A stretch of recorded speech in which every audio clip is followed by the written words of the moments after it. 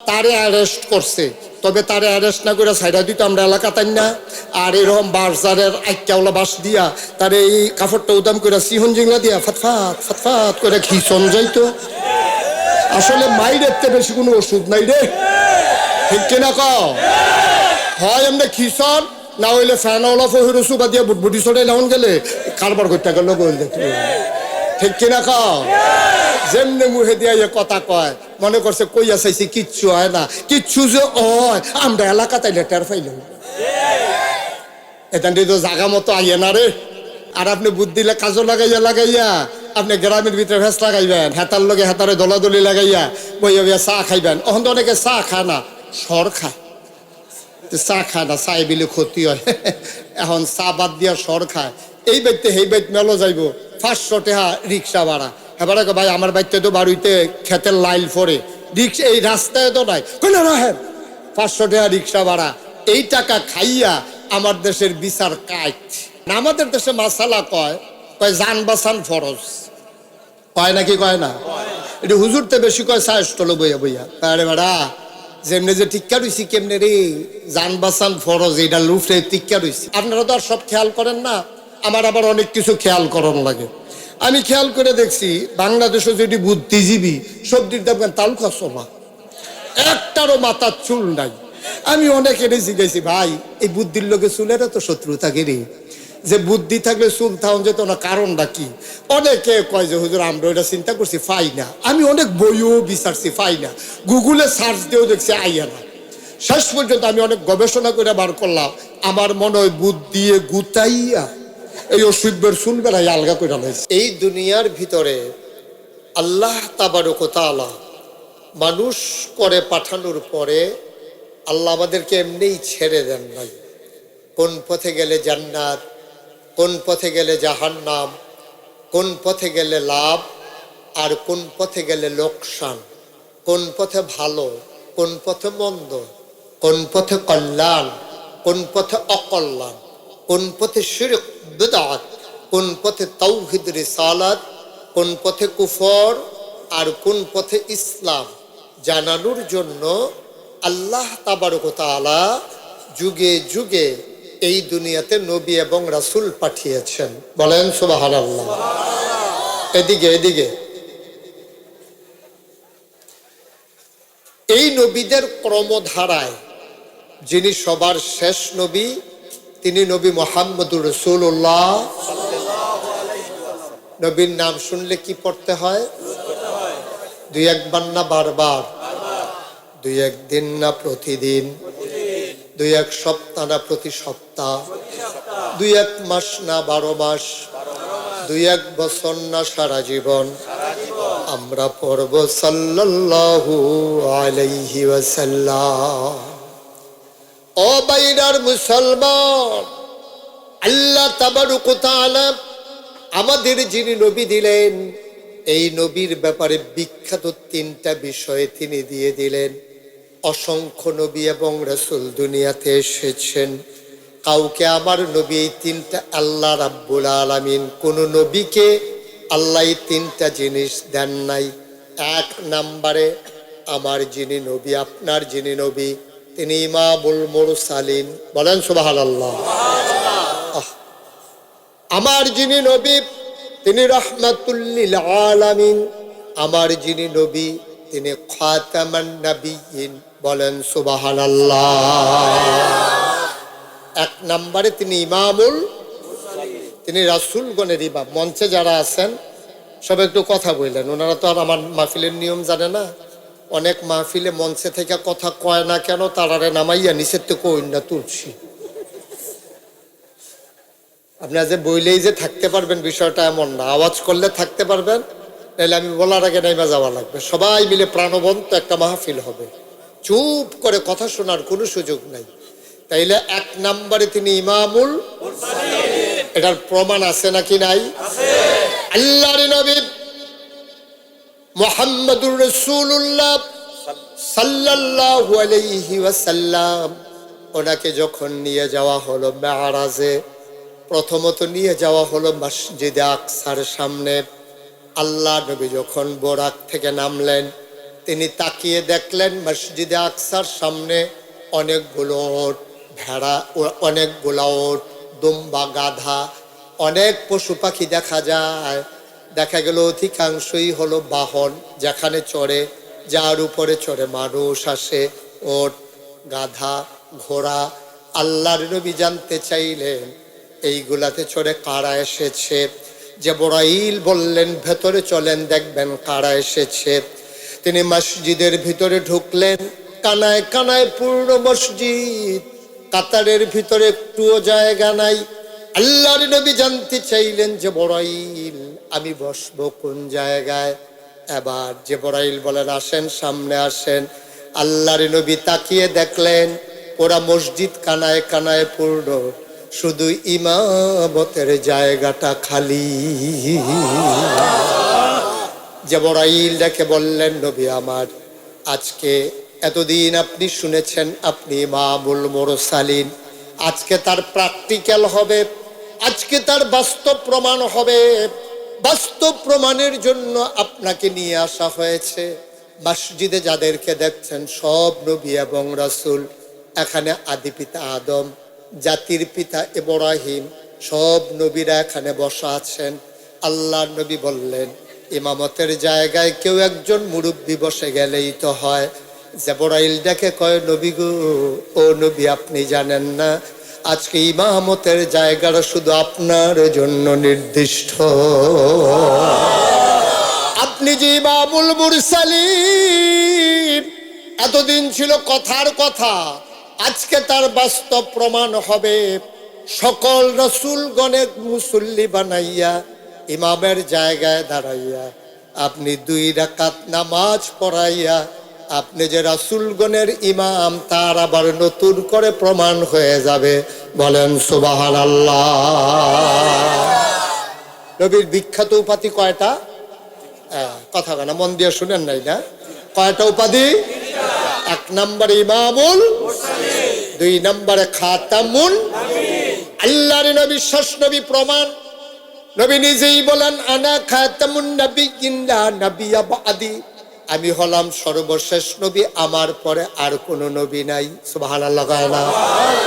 ইন্তেকালের 81 দিন আগে আল্লাহ ডেকে বলেন কোরআনে ঢোকার আগে চলো মারদুদ শয়তান থেকে ফানাহ চাই, যিনি রহমান যিনি রহিম তার নামে চলো সবাই মিলে শুরু করি, সবাই পড়ি আউযু বিল্লাহি মিনাশ শাইতানির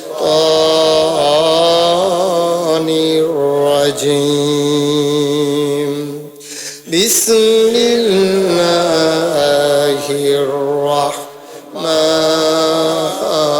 রাহমানির রাহিম। اليوم أكملت لكم دينكم وأتممت عليكم نعمتي ورضيت لكم الإسلام دينا। سبحان الله বলবেন না? আল্লাহ রাব্বুল আলামিন ডেকে বলেন ও নবী আপনি দুনিয়ার মানুষকে জানাই দেন আয়াত নাজিল হয়েছে নবীর ইন্তেকালের 81 দিন আগে। সেই দিনটা ছিল ইয়াউমুল আরাফা, এই দিনটা ছিল ইয়াউমুল জুমা, দিনটা ছিল শুক্রবার জুমার দিন, দিনটা ছিল আরাফার দিন। নবী বসেছিলেন উটের পিঠে, গোধূলি লগ্ন পর্যন্ত বিকেল সূর্য ডুবু ডুবু প্রায় সূর্যের সোনালি রূপটুকুন নবীর চেহারা মুবারকে পড়েছে। সেই দিন ময়দানে 1,24,000, আরেক হাদিসে এসেছে 1,25,000 সাহাবা সেই দিন ময়দানে ছিলেন। নবীর উপর ওহী নাজিল হচ্ছিল, তিনি মুচকে হাসলেন, সবাইকে ডেকে বললেন শুনো শুনো শুনো। সেদিন মাইকের ব্যবস্থা ছিল না, কোনো সাউন্ড সিস্টেম ছিল না। 1,25,000 মানুষ ময়দানে, আমার নবী খালি মুখে ডাকলেন, সামনের মানুষটা যেমনে শুনলেন পেছনের মানুষটাও ঠিক তেমনি শুনলেন। স্পেশাল কোয়ালিটি, অনন্য বৈশিষ্ট্য নবীর মুআজিজা। তিনি ডাকলেন আর সবাই মিলে সমহারে এই নবীর ডাক শুনলেন। নবী ডাকে বললেন শোনো, এইমাত্র একটা আয়াত নাজিল হয়েছে, শুনবা নাকি? সাহাবায়ে কেরাম বলেন যদি শোনাতে চান আল্লাহ নবী বললেন, আল ইয়াউমা আকমালতু লাকুম দীনাকুম, তোমাদের জন্য আজকের এই দিনে পরিপূর্ণ করে দেওয়া হলো, তোমাদের জন্য আজকের এই দিনে পরিপূর্ণ করে দেওয়া হলো দীনাকুম, তোমাদের ধর্ম। সুবহানাল্লাহ। যেহেতু ধর্ম পরিপূর্ণ, ধর্মের যারা অনুসারী, ধর্মের যারা ধারক বাহক, আর সবার শেষ নবী নবী মুহাম্মদুর রাসূলুল্লাহ সাল্লাল্লাহু আলাইহি ওয়াসাল্লাম, দিন যেহেতু পরিপূর্ণ, যারা ধর্মের ধারক বাহক তাদের আশাও সেখানে থেমে গেছে, আর আগানোর কোনো সুযোগ নাই। সুতরাং আমরা নবীকে শুধু নবী মানি না, আমরা বিশ্বাস করি তিনি নবী এবং তিনি সবার শেষ নবী। ঠিক কিনা বলে? এটাই হচ্ছে আহলুস সুন্নাত ওয়াল জামাতের আকীদা। কেউ যদি মনে করে এই নবীর পরে আবার নবী আসবে, সে কি ঈমানদার না বেঈমান? মুসলমান না কাফের? আমরা বিশ্বাস করি নবীর পরে আর নবী নাই, তিনি আমাদের শেষ নবী। আল ইয়াউমা আকমালতু লাকুম দীনাকুম, দিন তোমাদের জন্য পরিপূর্ণ। নবীর ধারা সেখানেই থেমে গেল। ওয়া আতমামতু আলাইকুম নি'মাতি, তোমাদের জন্য নিয়ামত যথেষ্ট করে দিলাম। ওয়া রাদিতু লাকুমুল ইসলাম দীনা, আর তোমাদের জন্য মনোনীত ধর্ম দেওয়া হলো, ধর্মের নাম হলো ইসলাম। সুবহানাল্লাহ বলবেন না? আমরা যারা 5 ওয়াক্ত নামাজ পড়ি, নামাজের পরে যারা মাসনুন ওজিফাগুলো আদায় করি, আমাদের জন্য একটা ওজিফা আছে এমন, রাদিতু বিল্লাহি রাব্বাও ওয়া বিল ইসলামি দীনাও ওয়া বি মুহাম্মাদিন সাল্লাল্লাহু আলাইহি ওয়াসাল্লাম নবিয়্যাও ওয়া রাসূলা। বলেন সুবহানাল্লাহ। নবীর বিখ্যাত 3টা উপাধি, তিনি ইমাম মুরসালিন, আবার প্রমাণ পাওয়া গেল তিনি খাতামান নবিয়্যিন, 3 নম্বরে তিনি রাহমাতুল লিল আলামিন। প্রমাণ আছে নাকি নাই? আল্লাহ তাবারক ওয়া তাআলা তার ব্যাপারে জানিয়ে দিলেন, ও বাইরার মানুষ, মুরাদনগরের মানুষ, ও টঙ্গীর মানুষ, সিএনবির মানুষ, পার্শ্ববর্তী বিভিন্ন এলাকার মানুষ, মন দিয়ে শুনো রে ভাই, ও মুসলমান। আল্লাহ তাবারক ওয়া তাআলা তার নিজের ব্যাপারে ওয়াজ করে দিলেন, আলহামদুলিল্লাহি রাব্বিল আলামিন, সমস্ত প্রশংসা কেবলমাত্র, শুধুমাত্র, একমাত্র আল্লাহ রাব্বুল আলামিনের জন্য।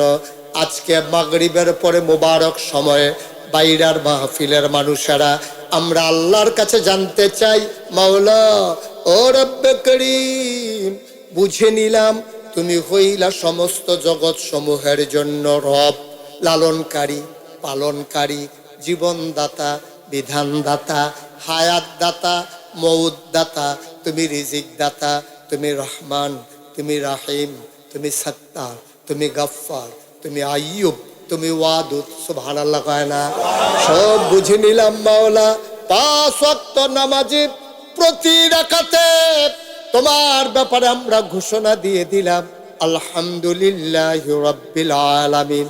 আবার জানতে মন চায়, আমার নবীর ব্যাপারে তোমার পক্ষ থেকে ঘোষণা কি জানিয়ে দাও। তোমার ব্যাপারে ধারণা, সমস্ত জগতের রব তুমি। এবার আমরা জানতে চাই, আমার নবীর ব্যাপারে ধারণা কি? আল্লাহ ডেকে ডেকে কয়, মহব্বতের সাথে সবাই পড়ে, সবাই আমার সাথে গলা ছেড়ে দিয়ে মধুর কণ্ঠে নবীর ব্যাপারে কথা শুনি। ওয়ামা আরসালনাকা ইল্লা রাহমাতাল লিল আলামিন। সুবহানাল্লাহ বলবেন না? আল্লাহর ব্যাপারে জানিয়ে দিলাম, আলহামদুলিল্লাহি রাব্বিল আলামিন। আর নবীর ব্যাপারে ঘোষণা হলো, ওয়ামা আরসালনাকা ইল্লা রাহমাতাল লিল আলামিন। জগৎ, সমস্ত জগতের জন্য রব হইলেন আল্লাহ, আর সমস্ত জগৎ সমূহের সকল প্রাণীর জন্য, সমস্ত মাখলুকাতের জন্য আমার নবী হইলেন রহমত। যত জায়গায় আল্লাহ রব, তত জায়গায় আমার নবী রহমত। সুবহানাল্লাহ বলবেন না? আমার একটা জায়গা নাই যেই জায়গার আমার আল্লাহ রব না, এমন একটা জায়গা নাই যেই জায়গায় আমার নবী রহমত না,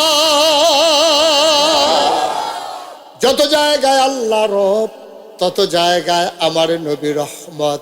শুধু কি তাই, কোরআনুল কারীমে আল্লাহ কত সুন্দর করে ওয়াজ করে দিলেন, ফাবিমা রাহমাতিন মিনাল্লাহ, ফাবিমা রাহমাতিন মিনাল্লাহি লিনতা লাহুম ওয়ালাউ কুনতা ফাযযান গালিযাল কলব লানফাদ্দু মিন হাওলিক ফা'ফু আনহুম واستغفر لهم وشاورهم في الأمر فإذا عزمت فتوكل على الله إن الله يحب المتوكلين سبحان الله বলবেন না? ও মুসলমান, আল্লাহ ডেকে কয় নবী, আল্লাহর পক্ষ থেকে আপনার সাথে যেই রহমতটা দেওয়া হলো, ওই রহমতের মাধ্যমে লিনতা লাহুম, আপনার মনটাকে সবার জন্য আমার আল্লাহ নরম করে বানাইছে। বলেন সুবহানাল্লাহ। ওয়ালাউ কুনতা ফাযযান গালিযাল কলব, আপনার মনটা যদি শক্ত হতো, যদি কঠিন হতো, লানফাদ্দু মিন হাওলিক, আপনি দেখতেন আপনার চতুর্পার্শ্বে যারা মৌমাছির মতো গুনগুন গুনগুন করে আপনাকে ছেড়ে যেতে চায় না। উহুদের প্রান্তরে কাফেরের আঘাতে আপনার দন্ত মুবারক যখন শহীদ হয়ে গেল, কাফেররা আপনাকে ঘেরাও দিয়ে ফেললো, তীর মারতে শুরু করলো, সবাই মনে করেছেন আপনি বোধহয় শেষ। ও নবী, সেই দিন আপনার কয়েকজন সাহাবা পিঠটা পেছনের দিকে দিয়া আপনার দিকে সরে দাঁড়িয়ে গিয়েছিল। গনে গনে দেখা গেল সবগুলা তার তীর পিঠে লেগেছে, আর আপনাকে তারা পাহারা দিয়েছে, কারণ আপনার মনটা নরম। এই জন্য সবাই মিলে আপনার চতুর্পাশ ওরা ছাড়তে চায় না। ওয়ালাউ কুনতা ফাযযান গালিযাল কলব, আপনার মনটা যদি শক্ত হইতো, আপনি উহুদের প্রান্তরে দেখতেন, মদিনার প্রান্তরে দেখতেন, বিভিন্ন যুদ্ধের ময়দানে দেখতেন, লানফাদ্দু মিন হাওলিক, আপনার চতুর্পার্শ্বে যারা জীবন দেওয়ার জন্য প্রস্তুত, আপনার শক্ত মনের কারণে তারা আপনাকে ছেড়ে চলে যেত, ঠিক কিনা? তারা আপনাকে এত মহব্বত করে, নিজের জীবনে আঘাত সইতে জানে, তারপরে আপনার গায়ে ফুলের টোকা পড়তে দেয় না। ও মুসলমান, মন দিয়ে শোনো, গভীর মনোযোগ। আল্লাহর নবী যেই দিন মক্কা থেকে মদিনায় হিজরত করবে, আবু বকর সিদ্দিককে নিয়ে যখন বের হয়ে গেলেন, শেষ রাত সুবহি কাজেব যখন প্রকাশ হয়ে গেল, সূর্য তখনও হেসে উঠেনি, ওনারা হাঁটতেছেন উল্টা দিকে। যাওয়ার কথা, নবীজি মদিনার দিকে হাঁটা শুরু করলেন মিসফালা হয়ে সামনের দিকে। ও মুসলমান, আবু বকর সিদ্দিক দেখে কয়, ও নবী আমার, সূর্য উঠে গেছে, আলোকিত হয়ে গেছে দুনিয়া, রাখালেরা বের হয়ে গেছে পশু নিয়া, আমরা বোধহয় আজকে ধরা পড়ে যাব, আর বোধহয় বাঁচার উপায় নাই। আল্লাহর নবী বললেন, আবু বকর, ও আবু বকর, খুঁজে দেখো পাহাড়ে কোনো গুহা পাও নাকি। আবু বকর সিদ্দিক ঘুরে ঘুরে সাউর গুহা পেয়ে গেলেন। এবার বললেন, ইয়া রাসূলুল্লাহ, ইয়া হাবিবাল্লাহ, গুহা পেয়ে গেছি, চলেন ঢুকে যাই। আল্লাহর নবী ঢুকতে চাইলেন, আবু বকর হাত ছড়িয়ে রাস্তা গুহার মুখে দাঁড়িয়ে গেলেন। আল্লাহর নবী বলেন, তুমি কেন রাস্তা আটকালে, আমাকে যেতে দাও গুহার ভিতরে। আবু বকর সিদ্দিক চোখের পানি ছেড়ে দিলেন, ডাক দেয়া কয়, ইয়া রাসূলুল্লাহ, আপনি একটু চুপটি করে দাঁড়ান, আমি একটু ভেতরে দেখে আসি। কয়, কি দেখবা? কয়, আমি দেখতে চাই পাহাড়ি গুহা, সাপ আছে নাকি, বিচ্ছু আছে নাকি, কোনো হিংস্র জন্তু জানোয়ার আছে নাকি যা আপনার ক্ষতি করতে পারে। আল্লাহর নবী চোখের পানি ছেড়ে দিলেন, আবু বকরকে জড়াইয়া ধরলেন। দেখো আবু বকর রে, ও আবু বকর, তুমি যদি গুহায় ঢুকো, আমি ঢুকলে সাপ আমারে কামড়াবে, তুমি আবু বকর ঢুকলে তোমারে কামড়াবে না। আবু বকর সিদ্দিক ডাক দেখো নবী, আমার মতো 100 আবু বকর মরে গেলে ইসলামের কিচ্ছু হবে না, আপনি নবী না থাকলে ইসলাম থাকবে না।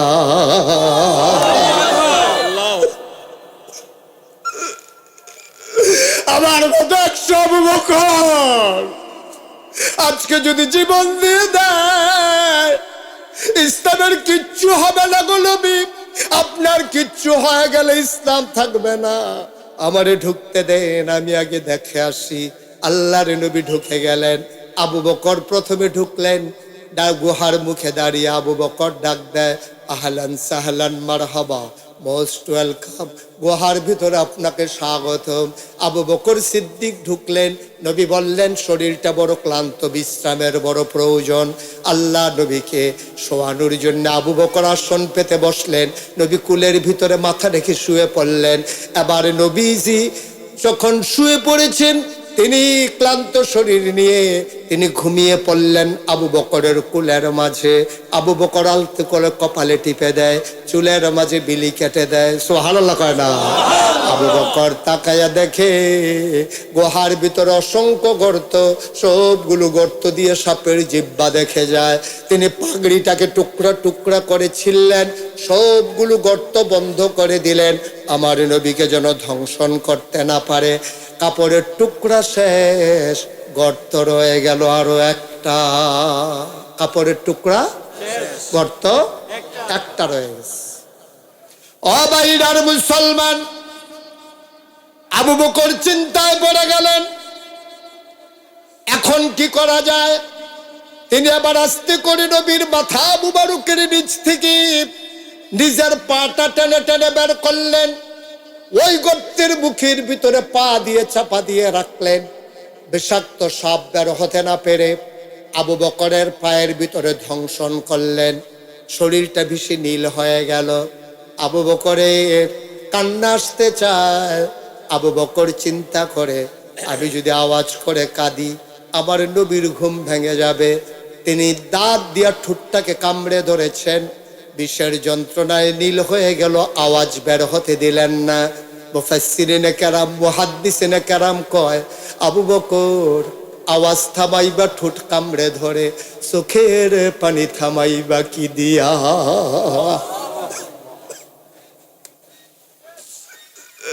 আওয়াজ থামানো যায়, চোখের পানি থামাইবা কি দিয়া? আবু বকরের চোখ বেয়ে টুপ টুপ করে 2 ফোঁটা পানি পড়ে গেল নবীর গাল মুবারকে। নবী চমকে উঠলেন, থমকে দাঁড়ালেন, আশ্চর্যান্বিত হয়ে গেলেন। নবী উঠে বসলেন, তাকায়া দেখে আবু বকরের শরীরটা নীল হয়ে গেছে। আবু বকর সিদ্দিক, তার শরীরটা নীল, আর গাল বেয়ে বেয়ে টপ টপ করে পানি পড়ে। আল্লাহ নবী কয়, আবু বকর খুব মন খারাপ, আয়েশার জন্য বুঝি পরাণ কান্দে, আসমার কথা বুঝি খুব বেশি মনে পড়েছে, তোর ছোট্ট ছেলে আব্দুর রহমান, তাদের কথা বুঝি খুব মনে পড়তেছে। আবু বকর সিদ্দিক কান্দে আর কয়, নবী গো, ও নবী, মক্কার ছোট বাচ্চাগুলা খিদার জ্বালা যখন সইতে পারে না, ওয়া ওয়া করে যখন কান্না করে, মক্কার মায়েরা আপনার দরজায় এসে দাঁড়িয়ে যেত। আপনার চেহারা মুবারক ছোট বাচ্চারা যখন দেখতো, আপনার দিকে তাকাইয়া তাদের খিদার কথা বাচ্চারা ভুলে যেত। যেই নবীর চেহারার দিকে তাকাইলে বাচ্চারা খাবারের কথা ভুলে যায়, খিদার কথা ভুলে যায়, কষ্টের কথা ভুলে যায়। ওই নবী আমার কুলে, আর আমি চিন্তা করব ঘরের কথা। কেমন করে ভাবলেন নবী, তাইলে কাঁদো কেন? আবু বকর সিদ্দিক কয়, নবী গো, সাপ আমার পায়ে ধ্বংসন করে দিয়েছে। নবী বললেন, কেন বললেন না কথা? আবু বকর সিদ্দিক কয়, আপনি ঘুমিয়েছিলেন, ঘুম ভাঙানোর সাহস আমার হয় নাই। আল্লাহর নবী বলে, দেখি দেখি দেখি কোথায় কামড়ে দিয়েছে। আবু বকর পা দেখালেন, আর আল্লাহর নবী লালা মুবারক লাগাইয়া আঙ্গুলের মাথায় ওই সাপের ধ্বংসিত জায়গায় লাগিয়ে দিলেন। আবু বকর সিদ্দিক কয়, আমার পাটা আগে যত আরামে ছিল, নবীর লালা মুবারক লাগার পরে মনে হচ্ছিল আর চাইতে বেশি আরাম পেয়ে গেছি। ওই যে লাংফাদ্দু মিন হাউলিক, আপনার ব্যবহার যদি হতো কর্কশ, আপনার কথা যদি হতো কঠিন, আপনি কথায় কথায় যদি দুর্ব্যবহার করতেন, তাইলে দেখতেন আবু বকর আপনার জন্য সাপের কামড় খাইও জুড়ে কান্দে না, আপনারে ডাকে না। কারণ হলো ওই যে ফাবিমা রহমাতিন মিনাল্লাহি লিনতা লাহুম, আপনার মনটাকে আল্লাহ এমন নরম করে বানাইছে, রুহামা বাইনাহুম আশিদ্দাউ আলাল কুফার। আপনি যখন মুসলমানের সামনে যান মনে হয় কলজা কাইটা খাওয়াবেন, আবার যখন কাফেরের সামনে দাঁড়িয়ে যান মনে হয় যেন বজ্র কঠিন, ঠিক কিনা? মুসলমান এমনই হওয়া উচিত। মুসলমান হবে একজন মুসলমান, যখন আরেকজন মুসলমানের সাথে দেখা হবে তখন তারা একজন আরেকজনকে জড়িয়ে ধরবে, চোখের পানি ভিজিয়ে দেবে, একজন আরেকজনের জন্য কলজা কাইটা খাওয়াবে। আর যখন মুসলমান কোন কাফের বেদিনের সামনে দাঁড়িয়ে যাবে, ইসলামের যারা দুশমন তারা যখন মুসলমানের উপরে আঘাত করতে চায় তখন তারা হয়ে যায় সীসাডালা প্রাচীরের মতো আজ বজ্র কঠিন কণ্ঠ, ঠিক কিনা বলো?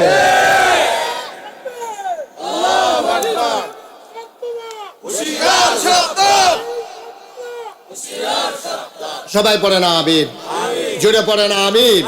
সুতরাং আপনি এই কথাটা মেনে নেন যে আপনি যখন ইসলামের প্রকৃত অনুসারী হবেন, আপনি যদি ইসলামের ব্যাপারে আপোষ না করেন, সব ব্যাপারে আপোষ করাও যায় না। আপনার জমিন একজন দখল দিছে, আপনার অনেক জমিন আছে, আপনি যদি আপোষ করে ফেলেন, এটা করতেই পারেন যে আমার অনেক জমিন, একখানি জমিন নাইলে চলে গেল আর কি, আমি এটা নিয়ে আর মামলাতেও গেলাম না, পিটাপিটিতেও গেলাম না। আপনার সন্তান মরে গেছে, আপনি মনে করেছেন আরো 4টা সন্তান আছে, একটা না হয় মরে গেছে আর কি, কি আর করা যাবে, আল্লাহর হুকুম, সব মেনে নেওয়া যায়। আপনার জমির ক্ষতি মেনে নেওয়া যায়, সন্তান চলে গেছে মেনে নেওয়া যায়, কিন্তু ইমান তো আমাদের একটাই, আমরা সব সইতে পারি, ইমানের উপরে আঘাত সইতে পারি না, ঠিক কিনা বলো?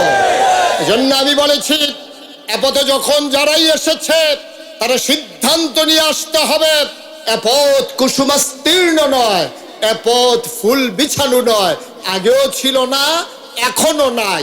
আপনি যদি সিরাতুল মুস্তাকিমের উপরে অটল অবিচল পাহাড়ের মতো দাঁড়িয়ে থাকতে চান, এ পথে চলতে গেলে মামলা হবে, হামলা হবে, জাল জনম নির্যাতন হবে, প্রয়োজনে জীবন দেওয়া যাবে, ইমান দেওয়া যাবে না। রাজি আছো কিনা হাত তুলে দেখো।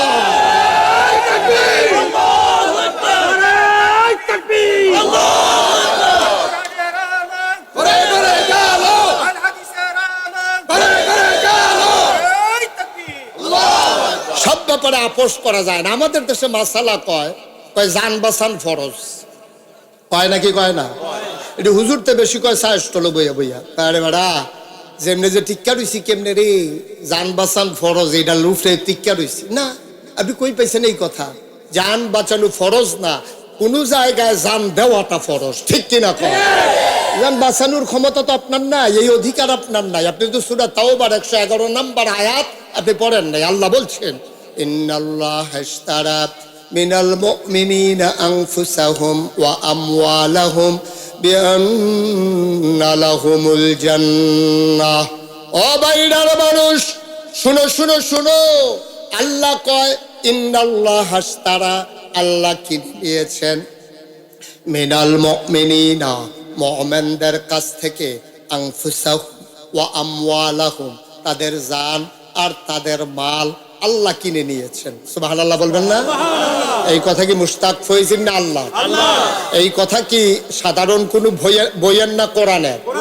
আল্লাহ বলছেন ইন্নাল্লাহ ইশতারা মিনাল মুমিনিনা আনফুসাহুম ওয়া আমওয়ালাহুম, মুমিনদের কাছ থেকে। মুমিন কারা? কথা বলে মুমিন কারা? আমরা না, তাহলে বলতে পারেন না যে আমরা। মুমিন কারা? আমরা। এই প্যান্ডেলে যারা আছি, মঞ্চে যারা আছি, বসা দাঁড়ানো, ঘরের আঙ্গিনায়, ঘরের চিপায়, ওই মায়েরা বোনেরা সব আমরা মুমিন মুমিনাত, আমরাই হইলাম মুমিন। কি এই ব্যাপারে কোনো সন্দেহ আছে নাকি? আপনি যদি কেউ জিজ্ঞেস করে ভাই আপনি কি ইমানদার, আপনি যদি কোন হইতেও পারে, নাও হইতে পারে, চিন্তা তো করছি, হইছি নি জানি কি জানি। আশা করি ইনশাআল্লাহ একটা কথাও বলা যাবে না। আপনার যদি কেউ জিজ্ঞেস করে আপনি কি ইমানদার, আপনাকে বলতে হবে অবশ্যই আমি ইমানদার, ঠিক কিনা কম? এখানে সন্দেহ পোষণ করার কিচ্ছু সুযোগ নাই। আপনার আমল বেরি করতে পারে, এটা কম বেশি হতে পারে, কারো আমল বেশি, কারো আমল কম, কিন্তু ইমানের ব্যাপারে কোনো সন্দেহ নাই। আমরা সবাই, কথা কয় না, আমরা সবাই, এই ব্যাপারে কোনো সন্দেহ আছে আমাদের? আমরা সবাই ইমানদার, এই ব্যাপারে আমাদের কারো কোনো সন্দেহ নাই। আমাদের আমল কম বেশি হতে পারে, কিন্তু ইমানের ব্যাপারে কোনো সন্দেহ নাই। কিছু কিছু কথা আছে যেইগুলার কারণে ইমান চলে যায়, এটা আমরা বুঝিও না। কারণ আপনার লুঙ্গিটা যদি খুলে পড়ে যায়, যাদের সামনে খুলে গেছে সবাইকে এই তোর লুঙ্গি খুলে জেগেতেছে, আপনিও টের পাইতেছেন লাল্লারাইয়া লুঙ্গিটা খুলে পড়ে জেগেতে আছে। তাহলে লুঙ্গি খুললে গেলে টের পাওয়া যায়। ইমান এমন একটা জিনিস, এটা যাদের সামনে যায় তারাও টের পায় না, যার গেছে তেও টের পায় না, ঠিক কিনা কম? সব জায়গায় বুদ্ধি খাটানো যাবে না তো। আমরা যে বুদ্ধিমান এতে কোনো সন্দেহ নাই। আল্লাহ রাসূল আমাদের জন্য দোয়া করে গেছেন। আখিরি জামানার নবীর ব্যাপারে আল্লাহর একটু আলাদা দয়া আছে। এই দয়ার কারণে আল্লাহ তাবারক ওয়া তাআলা আমাদেরকে বুদ্ধি দিয়ে দিয়েছেন। সুবহানাল্লাহ বলবেন না? আমরা সবাই বুদ্ধিমান, কিন্তু বুদ্ধি কাজে লাগাইতে হবে ইসলামের বিপক্ষে না পক্ষে? কথা কয় না, বিপক্ষে না পক্ষে? আপনি বুদ্ধি কাজে লাগাবেন ইসলামের পক্ষে, এই জন্য আল্লাহ আপনার বুদ্ধি দিছে। আর আপনি বুদ্ধি কাজে লাগাইয়া আপনি গ্রামের ভিতরে ভেস লাগাইবেন, হেতার লগে হেতারে দলাদলি লাগাইয়া বইয়া চা খাইবেন। এখন তো অনেকে চা খায় না, সর খায়। চা খায় না, চাই বিলে ক্ষতি হয়। এখন চা বাদ দিয়া সর খায়। এই বাইতে সেই বাইত মেলো যাইব, 500 টাকা রিক্সা ভাড়া। এবার ভাই আমার বাইতে তো বাড়িতে খেতের লাইল পরে, রিক্সা এই রাস্তায় তো নাই, 500 টাকা রিক্সা ভাড়া। এই টাকা খাইয়া আমার দেশের বিচার কাজ, ঠিক কিনা কন? এই যে উঠছে যে এই ছেলে, এই ছেলে, হ্যাঁ চায় না মনে হয় জনতে মেয়ে। তুই চাইলে না, তুই তো ফিরে চাইবা না? তুমি ডাকতে আছে, ক আমারে ডাহে, আমি দি মাইয়া ফান হুজুরে তুই ছেলে কয়। কারবার দেখ ওইটার না, একটু খেয়াল করে বসেন, আমি ছেড়ে দেবো ইনশাআল্লাহ। এখনো উঠার মতো সময় হয়েছে না, আমি বুঝি কোন সময় উঠা লাগবে। সবাই কন আমিন, জোরে কন আমিন। আমি বাংলাদেশেও কত জায়গায় গেলাম, দেশের বাইরেও কত জায়গায় গেলাম। আমরা এই এলাকা, বাইরে তো আমরা এলাকায় কেন কোন ইচ্ছা কাইক দিলে না গাইসার বাইরে কয় কায়, কিন্তু আমরার ভিতরে যে এখন এইরকম মানুষ আছে, ফুরারা বাস খালি সাদুইটা বইয়া রয়েছে। জিংলার বাড়ি যখন খাইবা টের পাইবা তখন। হ্যাঁ, সাধু ডুনকে তো কায়দার কথা, বাসদারের তলে দিয়ে গেলে যে ছাত ছাত বাড়ি খিবি, তখন কিতা করবি? জায়গা না থাকলে কত এগুল দিয়ে দুনিয়ার জায়গা, তারা এখন বইয়া রয়েছে, দেহায় মাহফিল আইছে। আমিন কন, জুড়ে কন, আরো জুড়ে থাক। লিটন ভাই বয়াইয়েন না, কিছু মাহফিল আমি আবার সবাই বয়াইও না। সব মাহফিল কিছু লোক দাঁড়াই থাকলে আমরা কইতাম পারি, যেই লোক হয়েছে জায়গা হয়েছে না। মার হাবা কয় না, জোরে কন মার হাবা। তাহলে যেই কথাটা বলতেছিলাম, ইমানের ব্যাপারে কোনো সন্দেহ নাই। তাইলে আমরা, আহা কথা কয় আমরা, আল্লাহ কয় ইন্নাল্লাহ হাশতারা, আল্লাহ কিনে নিয়েছেন মিনাল মুমিনিনা, আমাদের কাছ থেকে, আনফুসাহুম ওয়া আমওয়ালাহুম, আমাদের জান, আমাদের মাল। এখন যখন কিনার প্রশ্ন আসছে, আমাদেরও জানার ব্যাপার আসছে, জানার মাল যেই জিনিসটা দিয়া কিনছেন ওই জিনিসটা কি জানার দরকার আছে নাকি নাই? আল্লাহ যেহেতু জানার মাল কিনছে, কিচ্ছু না কিচ্ছু দিয়া তো কিনছে, এই জিনিসটা কি? ওই জিনিসটার নাম কি?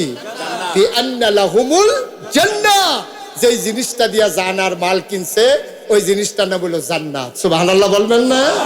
তাইলে আমরা জানার মাল বিক্রি করে দিছি কার কাছে? যেই জিনিসটা দিয়া বিক্রি করছি ওই জিনিসটার নাম কি? জান্নাত। তাইলে আমরা জান্নাতের মালিক, আর জানার মাল নিয়ে গেছে আল্লাহ। এখন প্রশ্ন হইলো যে হুজুর, জানার মাল যদি আল্লাহ নিয়ে থাকে, জান তো আমারটা আমার সাথেই আছে, মাল তো আমার নিজেরই আছে, তাইলে আল্লাহ জান্নাতও দিল, আবার জানার মালও কিন্না নিয়ে আবার আমাদের কাছে দিয়ে গেল, কারণটা কি? মুসলমান মন দিয়ে শোনো, জানার আল্লাহর কোনো দরকার নাই। আল্লাহ কয় তোমার জান তোমার কাছে আমানত, তবে মনে রাখো জানের মালিকানা কিন্তু আমার। সুবহানাল্লাহ কয় না? জানের মালিক কিন্তু আমি, তোমার কাছে রাখলাম আমানত। ও মুসলমান, তোমার যে বাড়ি, তোমার যে গাড়ি, তোমার যে ঘর, তোমার যে জমি, তোমার ব্যবসা, তোমার বাণিজ্য, তোমার গাছপালা, তোমার যা কিছু স্থাবর, যা কিছু অস্থাবর সম্পদ, সব কিছু কিন্তু আমারে দিয়া দিছ জান্নাতের বিনিময়ে। আমি নিয়ে কি করব? আমি লাম ইয়ালিদ ওয়ালাম ইউলাদ ওয়ালাম ইয়াকুল্লাহু কুফুয়ান আহাদ।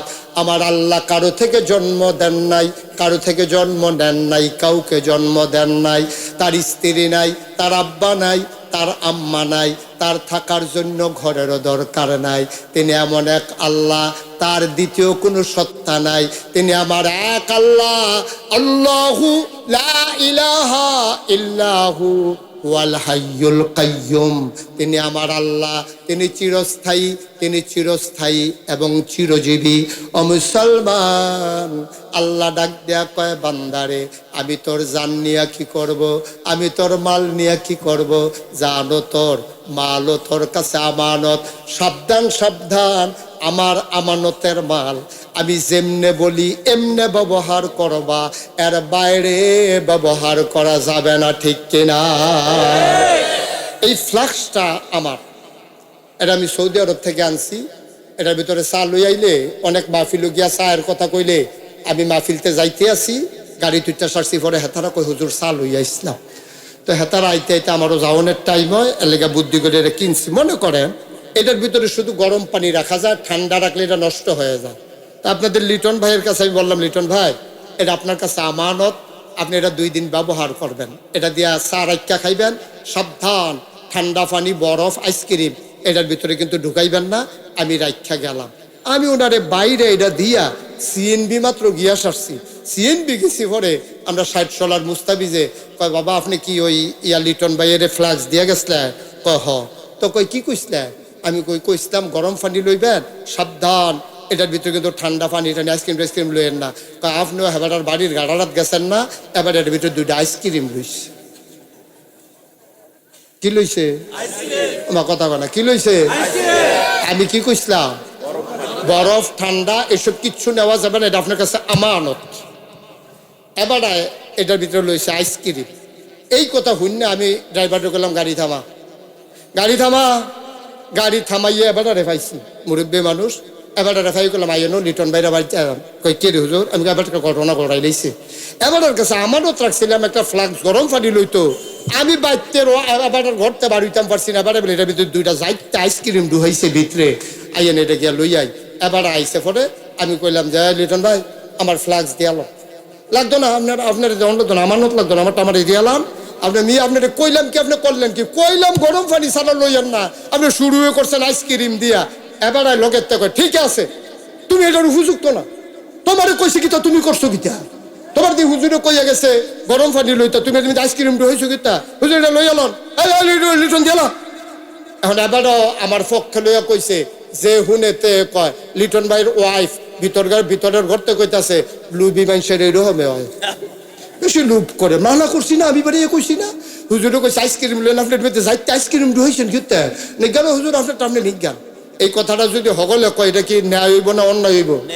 ন্যায় কথা কইছে, কারণ আমি দিছিলাম এবারের কাছে এক কামে, এবারে কইরা বইছে আরেক কাম। তাইলে আল্লাহ তাবারক ওয়া তাআলার কাছে আমরা জানার মাল বিক্রি করার পরে আল্লাহ কয় জানার মাল তোমার কাছে আমানত, সাবধান। আমি যেমনি লিটন ভাইয়ের কইছি এই ফ্লাক্সও গরম পানি লোন যাইব, বরফ ঠান্ডা পানি লোন যাইতো না। আল্লাহ কইছে এই তোর জান তোর লগে দিলাম, এই জানটা ব্যবহার কইরা, শরীরের শক্তিটা ব্যবহার কইরা কোন সময় যদি স্লোগান দেওয়া লাগে স্লোগান দিবি আল্লাহর পক্ষে, ঠিক কি না? তুই যদি স্লোগান দেওয়ার লাগে দিবি আল্লাহর পক্ষে। আর এই যে টেহাডি তোরে দিলাম, এই যে ফুটপাত্র ক্ষেত দিলাম, বাজারও দোহান দিলাম, বাজ্যে ঘর দিলাম, সরণের লেগে যে এই গাড়ি দিলাম, সব তোর কাছে আমানত। সাবধান, এই টাকা তুমি ব্যবহার করবা ন্যায়ের পথে। এই টিহা দিয়ে তুমি গান দিবা, এই টিহা দিয়ে তুমি শিল্পী আনবা, এই টিহা দিয়া তুমি বাউল গান লাগাইবা, আর বাউলে আইয়া তোমার আল্লাহরে লইয়া গালাগালি করে দেবে, আর তুমি সেইটার জন্য ব্যবস্থা করেছো, এই জন্য তোমার টাকার মালিক বানানো হয় নাই। ঠিক কি না? আজকে ৯২% জন লোক মুসলমানের দেশে, আমার দেশে বাউল সঙ্গীতের নামে কত বড় দুঃসাহস আমার আল্লাহকে নিয়ে কথা কয়। ঠিক কিনা বলো? আমরা বলেছি এই বাউল যদি জায়গা মতো পাওয়া যায় পিঠার চামড়া থাকবে না। ঠিক কিনা বলো? বাউলগিরি আমরা এলাকাত না, অন্য জায়গাত করেন সিফা সাফাত। এটা আল্লাহ লইয়া যেমন কথা কয়, মানে খালা তো ভাই লই অন্য কথা কয় না। ঠিক কিনা কও? অসভ্য কোথাকার। আমার তারে অ্যারেস্ট করছে, তবে তারে অ্যারেস্ট না করে সাইডা দিত আমরা এলাকা তাই না। আর এরকম বাজারের আইকাওলা বাস দিয়া তারে এই কাপড়টা উদাম করে সিহন জিংলা দিয়া ফাতফাত ফাতফাত করে খিচন যাইতো। আসলে মাইরের তে বেশি কোনো ওষুধ নাই রে। ঠিক কিনা কও? হয় এমনি খিচন, না হইলে ফ্যানওয়ালা ফহিরু সুবা দিয়া বুটবুটি চড়ে লাউন গেলে কারবার করতে গেল গোল দেখতে। ঠিক কিনা কও? যেমনি মুহে দিয়া কথা কয় মনে করছে কইয়া চাইছি কিচ্ছু হয় না, কিচ্ছু যে হয় আমরা এলাকা তাই লেটার পাইলাম। এটা তো জাগা মতো আইয়ে না রে, জাগা মতো আইয়ে না। দুঃখজনক কি জানে, হেতে না হইলে বুঝ জানা বর্বর আমার খা মানুষ, তেনা হইলে ইসলামের বিরুদ্ধে আল্লাহর বিপক্ষে হাসতে হাসতে একটা কথা কইয়া লাইছে। দুঃখজনক হইল বাংলাদেশে যাদেরকে বুদ্ধিজীবী কয়, ঠান্ডা মাথার মানুষ যারা, তারা আবার তার পক্ষ নিয়ে বিবৃতি দেয়। ঠিক কিনা কয়? তারা কয় মানবাধিকার লঙ্ঘন হয়েছে, মুক্ত চিন্তাকে নাকি আজকে বন্দী করা হয়েছে। আমি বলি তোমরা যদি মনে করো আল্লাহর বিরুদ্ধে কথা বলা মুক্ত চিন্তা, তোমরা যদি মনে করো নবীর বিরুদ্ধে কথা বলা মুক্ত চিন্তা, তোমরা যদি মনে করো ইসলামের বিরোধিতা মুক্তি চিন্তা, আমরা বলি তোমার এই মুক্ত চিন্তার গোষ্ঠী বাড়িয়াবি। তোমার এই মুক্ত চিন্তার অধিকার এই দেশে তোমাকে দেওয়া হয় নাই। ঠিক কিনা বলো? এটা বুদ্ধিজীবী। আপনারা তো আর সব খেয়াল করেন না, আমার আবার অনেক কিছু খেয়াল করানো লাগে। আমি খেয়াল করে দেখছি বাংলাদেশে যদি বুদ্ধিজীবী সবজির দাম তালুকা চলা, একটারও মাথার চুল নাই। আমি অনেকের জিজ্ঞাসি, ভাই এই বুদ্ধির লোকে চুলের তো শত্রুতা গেরে, যে বুদ্ধি থাকলে চুল থাউন যেত না, কারণটা কি? অনেকে কয় যে হুজুর আমরা ওইটা চিন্তা করছি, পাই না। আমি অনেক বইও বিচারছি, পাই না। গুগলে সার্চ দিয়েও দেখছি আইয়া না। শেষ পর্যন্ত আমি অনেক গবেষণা করে বার করলাম, আমার মনে হয় বুদ্ধি গুতাইয়া এই অসুখের চুল বেড়াই আলগা করে লাইছে। ঠিক কিনা কও? এটি বুদ্ধিজীবী না, এটি বুদ্ধিজীবী নামের কলঙ্ক। যারা ইসলামের বিরুদ্ধে কথা কইয়া মনে করে বুদ্ধিজীবী, এইগুলো বুদ্ধিজীবী না, বুদ্ধিজীবী নামের কলঙ্ক। আমি এক মাহফিলও যখন কইছি এইরকম মানুষও আছে, দুই বেড়া ফাল দুইটা কইতে কো, আমি কোতে কেন বইয়া রয়েছে আপনার সিনে নাতে এখনো আইয়া না কথায় গো। আমি এটি থাহে ডাকা, এটি কয়েক বছর আগে এটি বেশি পাওয়া গেছে, ওখানে একটু কম পাওয়া যাইতেছে, কিছু কিছু ওখানে আবার সুহি দিয়া বাড়িতে আছে। ঠিক কিনা কও? সমূলে নিপাত করে দিতে হবে। এই বুদ্ধিজীবী জাতির জন্য দরকার নাই যারা ইসলামের বিরোধিতাকে সমর্থন করে। ঠিক কিনা বলো? আমি বলেছি রাজধানীতে শীততাপ নিয়ন্ত্রিত কক্ষে বসে ইলেকট্রনিক্স মিডিয়ার সুবাদে টকশোর নামে আল্লাহর বিরোধিতা করা সহজ, ইসলামের বিরোধিতা করা সহজ, নবীর বিরোধিতা করা সহজ। পাল্লা বাইরের জমিনে এসে বলো পিঠার চামড়া নিয়ে ঢাকা দেওয়া যাবে না। ঠিক কিনা বলো?